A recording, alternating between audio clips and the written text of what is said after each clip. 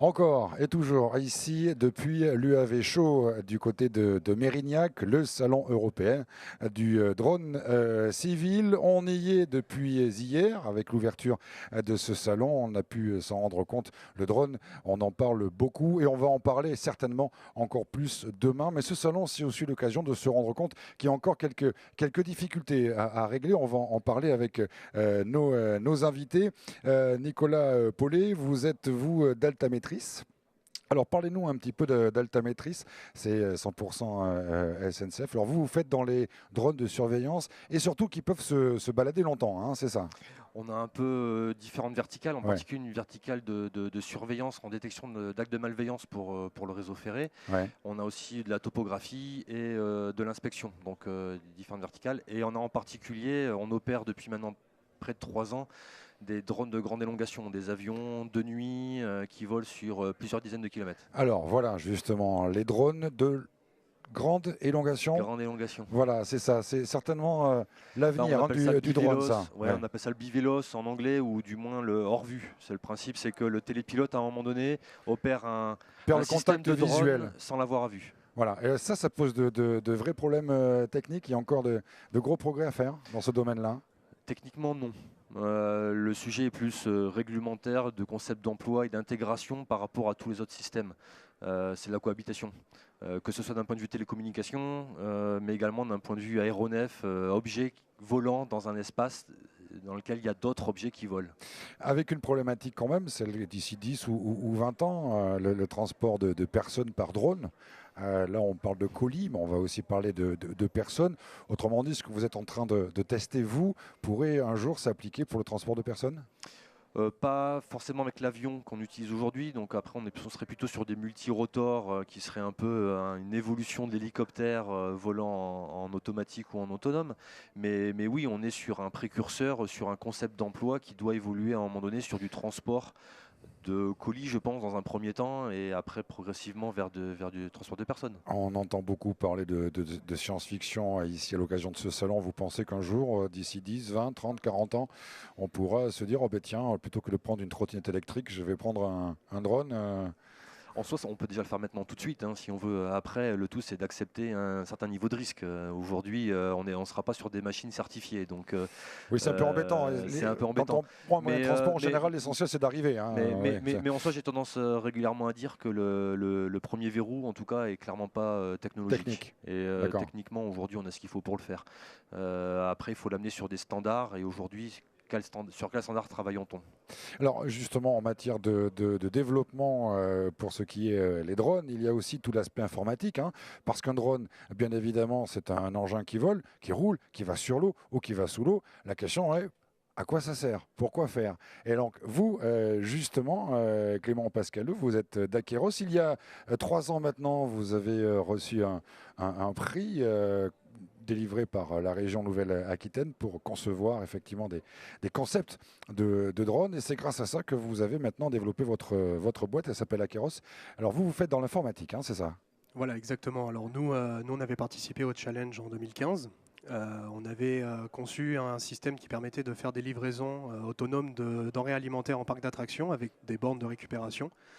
Bon, ça, c'était l'idée qui vous a C'était permis l'idée de qui nous a gagner le concours. Voilà, exactement. Bon, vous ne faites absolument plus ça du tout. Alors aujourd'hui, on va dire qu'on fait ça en partie. C'est-à-dire Ouais. qu'aujourd'hui, nous, on s'est plus orienté sur des innovations d'usage, où on va discuter avec nos clients justement des procédés qu'ils utilisent aujourd'hui, de la façon dont ils travaillent, pour leur fournir des outils mobiles si besoin, et autonomes, autant que possible justement, en intégrant des capteurs qui vont permettre de répondre à leurs enjeux. Donc nous, on est plus sur des innovations où on va discuter directement avec le client pour lui concevoir un logiciel qui soit adapté à ses procédés. Alors, c'est ça qui est assez étonnant parce que vous, ça vous permet de voir un petit peu quels sont les domaines Mm. dans lesquels effectivement les drones peuvent être utiles. Et c'est vrai qu'il y a plein de domaines que le commun des mortels n'envisage pas. Et pourtant, des drones, on peut en retrouver dans une multitude d'emplois. Aujourd'hui, c'est vrai que nous, pour parler au titre d'Akeros et au nom d'Akeros, aujourd'hui, c'est vrai qu'on a travaillé notamment sur des drones de sécurité, du Ouais. drone volant de sécurité. Ce drone-là va être principalement à destination des industriels, mais sur d'autres thématiques, vous l'évoquiez en début d'émission, on a notamment ce projet européen, projet Aqua, qui jumelle un bateau et un sous-marin, où là, on va pouvoir répondre à des enjeux d'inspection, de maintenance et de sécurité pour des projets d'énergie marine renouvelable, pour tout ce qui va concerner des exploitations offshore, pour tout ce qui va être de la maintenance en fait en milieu aquatique et qui va nécessiter une certaine mobilité.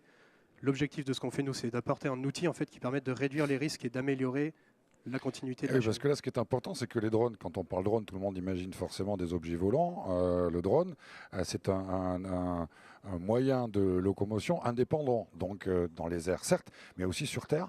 Là aussi, hein, le drone terrestre se développe. Hein.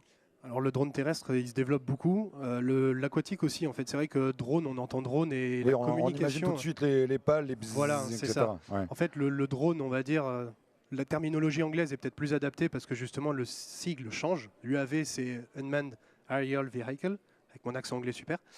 C'est pas mal.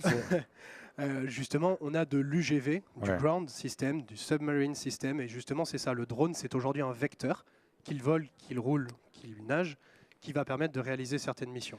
Alors, oui. Ouais, l'aéronautique fait rêver, hein. On est un pays d'avions, donc c'est vrai que dès que ça vole, ça met des étoiles dans les yeux de pas mal de monde. Donc c'est plus sexy en tout cas que quand ça vole, que quand ça roule et quand ça va sous l'eau. Et pourtant, les cas d'usage et les cas d'application, déjà en roulant et en nageant, c'est pas mal.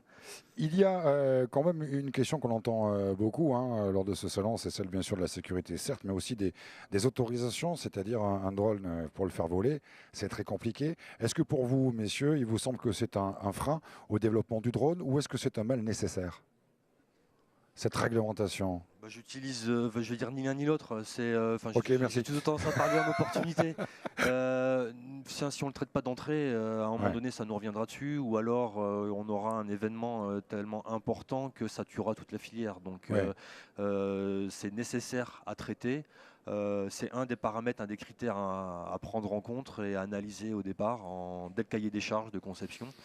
Et pour définir, après la difficulté, c'est les standards. C'est quoi le standard? Ouais. Et aujourd'hui, hein, je dirais notre difficulté, c'est que ce standard est un peu navigant, est un peu flou, et c'est pas évident pour le business justement d'avoir ce cadre assez clair dans lequel on peut travailler. Alors, dernière question, parce qu'on l'a vu à l'occasion des différents entretiens qu'on a pu avoir ici d'un point de vue technique et technologique. Bon, il y a à peu près tout ce qu'il faut, surtout ici en Nouvelle-Aquitaine. Reste quand même un problème, c'est faire en sorte que les drones soient acceptés par tout le monde, parce que c'est utilisé naturellement dans le monde industriel, dans le monde de la sécurité, dans le milieu militaire, mais voilà, mis à part le drone qu'on offre à son enfant pour le faire voler dans le salon, pour l'instant, est-ce qu'il vous semble que la population, pour faire large, est prête à accepter effectivement cette notion d'objet volant ou roulant, automatique, etc. Est-ce qu'on est prêt dans les esprits? Oui, je crois. Après, il faudra distinguer un peu l'acte volontaire de rentrer dans un taxi designé en multirotor et dont on sait que Ça pertinemment serait il classe, n'y ça. aura pas de guidon.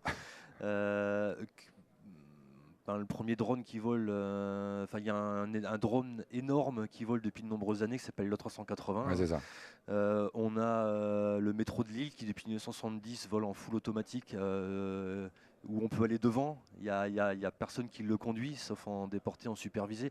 Donc en soi, on a déjà démontré le fait qu'on pouvait cohabiter et s'intégrer même à des systèmes autonomes automatiques. Après, il y a encore des steps à passer sur on va dire des systèmes ou des solutions, des outils qui sont cette fois-ci beaucoup plus proches de nous. Le jour où je prendrai ma voiture et où il n'y aura plus de volant, moi-même, qui suis plutôt dans le monde des technologies, il y aura un saut à passer quand même. Oui, pour être monté effectivement dans une voiture automatique, c'est un peu étonnant hein, quand le conducteur lâche le volant et que la voiture continue à rouler sur la rocade. Il va falloir s'y faire. En tout cas, Pour le mot de la l'instant, fin. si je me Ouais. permets une petite remarque aussi, c'est que alors pour tout ce qui est justement système des avions de la 380, il y a un énorme système de réglementation qui est derrière. Le métro, lui, a tendance à plus être seul. En l'occurrence, si vous voulez vous jeter demain sous un métro, qu'il soit automatique ou pas, le résultat sera le même. Ouais. C'est un peu le problème aujourd'hui avec notamment la voiture, c'est que demain, si 80% des personnes sont équipées de véhicules autonomes, il restera quand même 20% de personnes qui ne seront pas intégrées, on va dire, dans ce système-là. C'est-à-dire qu'ils n'auront pas de véhicules qui communiquent avec les autres, etc. Et le danger, il est peut-être là aussi, justement, d'arriver parfois à faire accepter aux gens et à faire comprendre aux gens, on va dire, que ces outils-là sont là pour nous aider, on va dire, dans nos tâches du quotidien et que ce n'est pas forcément quelque chose qui représente systématiquement le danger. La faiblesse dans le système, c'est l'homme en fait. Ouais, ce sera le mot de la fin. Merci beaucoup à vous deux. Et puis si vous voulez en savoir encore davantage sur les drones à l'occasion de cet UAV Show, rendez-vous ce vendredi avec une soirée spéciale animée par Nicolas César. Merci.